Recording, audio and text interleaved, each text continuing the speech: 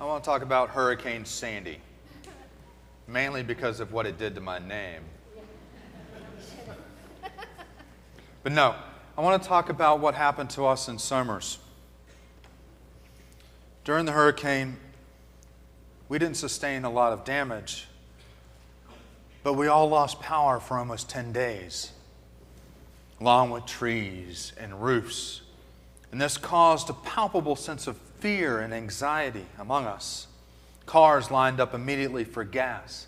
Stores all over town were closed. Evacuees sought family in neighboring towns and states. And the locals feared shortage or crisis. And at the end of each long and hot and unnerving day, I would head home to a cold shower. In our town, it was possible for me to move from my home to the church and to City Hall without seeing the poor.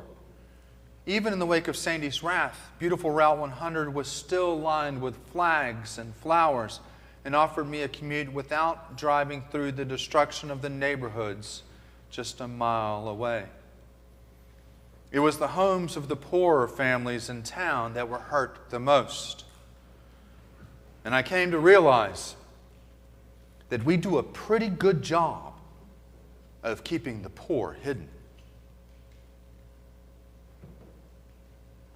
Which brings me to the gospel. The story of Lazarus and the rich man is a tale of haunting distance and intimate nearness.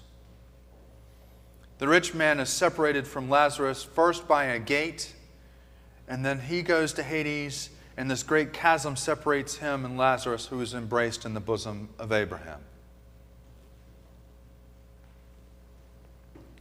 The rich man has to deal with what he now sees.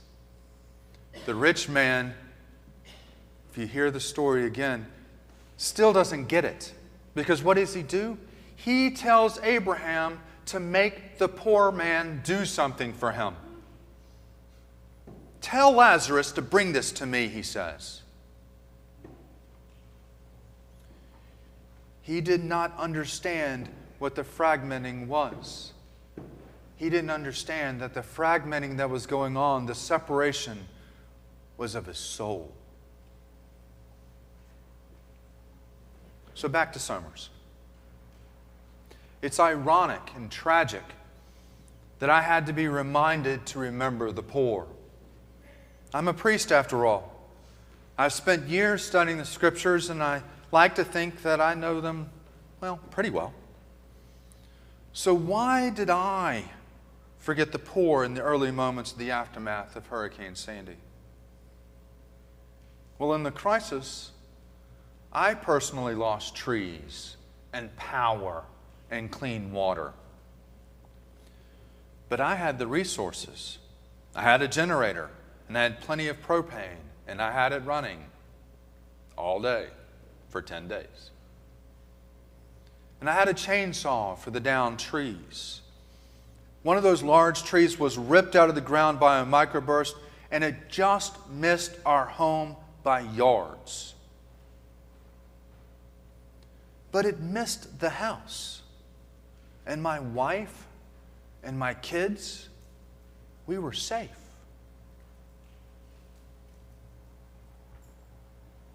The rich man thought he knew Scripture. He thought he knew the stories and they were his. He possessed the stories enough to think that he himself was a child of Father Abraham. But he turns out tragically to overlook the heart and the soul of Scripture. The story of God's deep desire to create a people of hospitality and welcome for the poor and for the stranger. On day 2, we did things different. The church, well, we had power, and it was time to get to work. So I approached the mayor and we partnered up. We opened our church kitchen to anyone who could get to us. We freely gave away from our food pantry. Neighbors without power who were emptying the contents of their freezers brought tons of food, and we had great shared neighborhood feast from this plenty that had been given. We cooked 2 hot meals every day for 10 days. And as our parishioners gained their electricity back and they started to fade away, we were able to open our doors even more so to the workers who had come to help us. To the stranger in town that had come states and states away to come and help us. It was a joy to be able to give back in return, to give of what we had to another.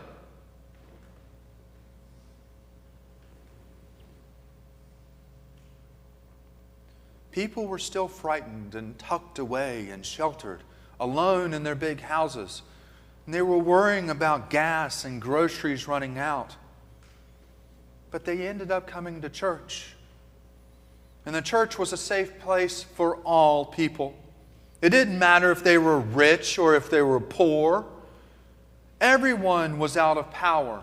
And most of us didn't even have running water, much less hot water. Sandy's wrath was an equalizer in that way. Here was a neighborhood, a community, a town enduring the storm together and sharing its plenty. And did I mention that we set up a Wi-Fi hotspot? That's not just because the kids needed to play with their games, but it was more to allow our friends and families to contact their relatives that we couldn't get out on the phones. But they could get out on Facebook, they could get out on email, and they can let people know that they were alive and that they were well. Our small community, by opening up, by allowing things like that to happen, reached a greater community. Our world became bigger as we touched lives.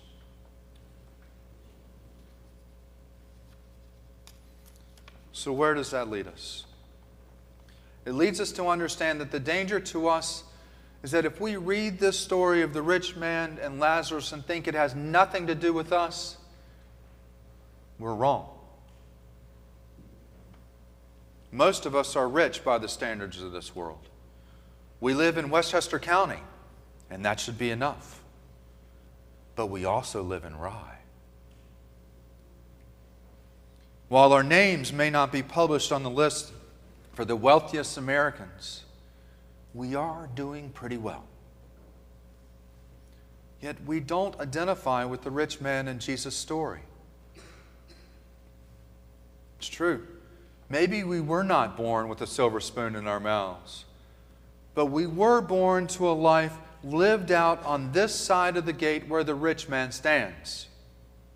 Simply because we were born in the United States, rather than across our southern borders or across the sea, we happen to have enough of the earth's resources to live well and then some.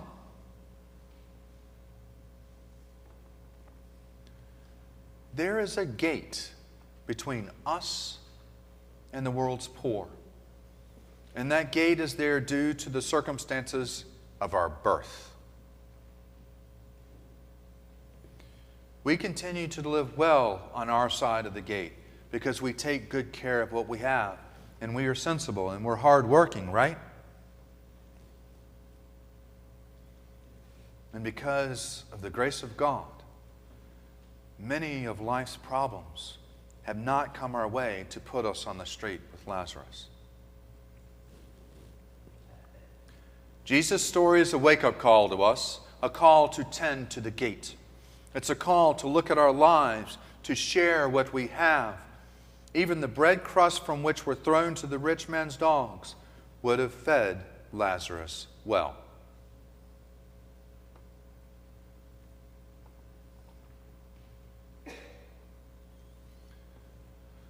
The voice of one risen from the dead whispers to you and me and awakens us out of our sleep, out of our slumber.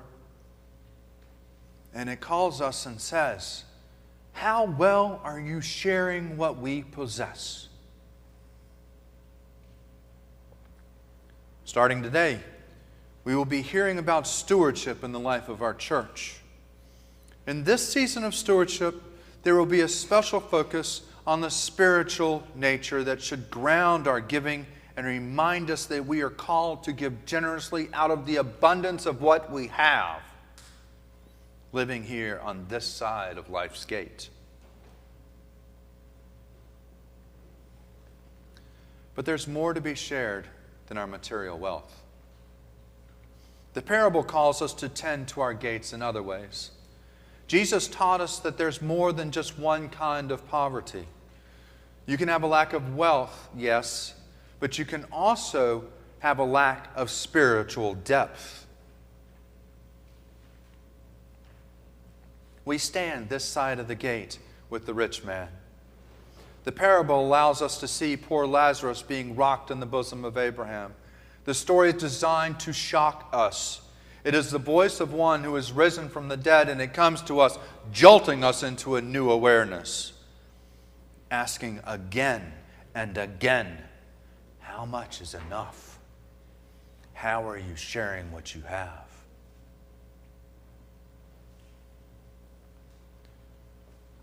The story is meant to teach us that the gates of heaven are created to swing wide and free, to include those who stand on both sides of the gate. It's not too late to check the condition of those gates which stand between us and the poor, the suffering, the spiritually destitute. All it takes is a little oil, carefully placed on the hinges to keep the gate moving with compassion and mercy and generosity and hospitality, all the central teachings of gospel message. The voice of the one risen Christ calls out to you and me today, asking, Christian, do you love me? Then tend the gates. Because the other side of the gates, the tracks, the rivers, the wall, are really there. They exist in our lives. So, let's get busy. Let's oil those hinges. And together, let's cross the divide.